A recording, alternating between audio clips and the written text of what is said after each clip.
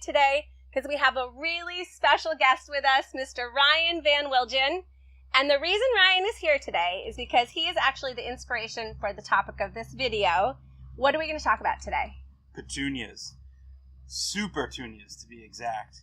We have Vista Bubblegum, Vista Silverberry, and Vista Fuchsia. My favorite. I'm obsessed with these petunias.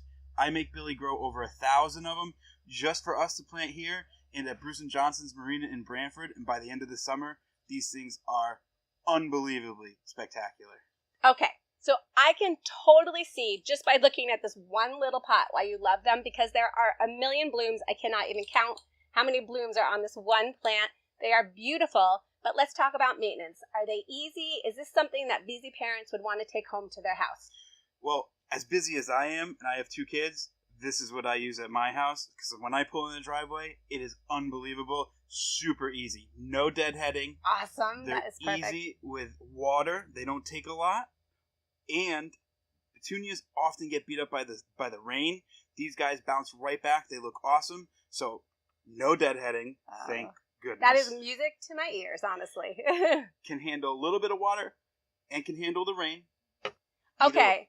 What about sunlight? How many hours? At least really get that bloom? at least 5 or 6 hours of sun.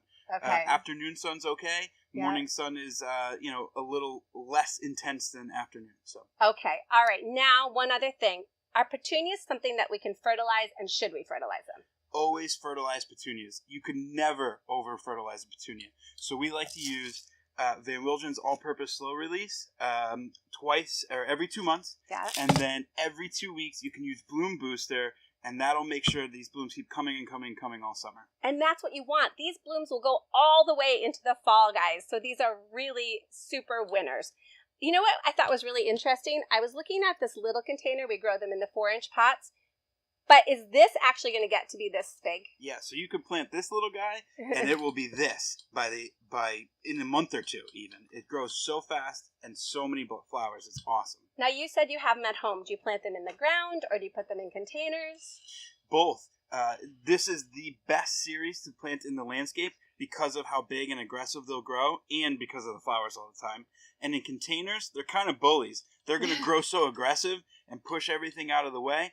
Keep that in mind to not put too many in a container, but they will perform excellent in containers and hanging baskets. Speaking of containers, do you want to stick around with me and we'll actually plant one up together? Sounds great. All right, stick with us, guys. Thanks a bunch.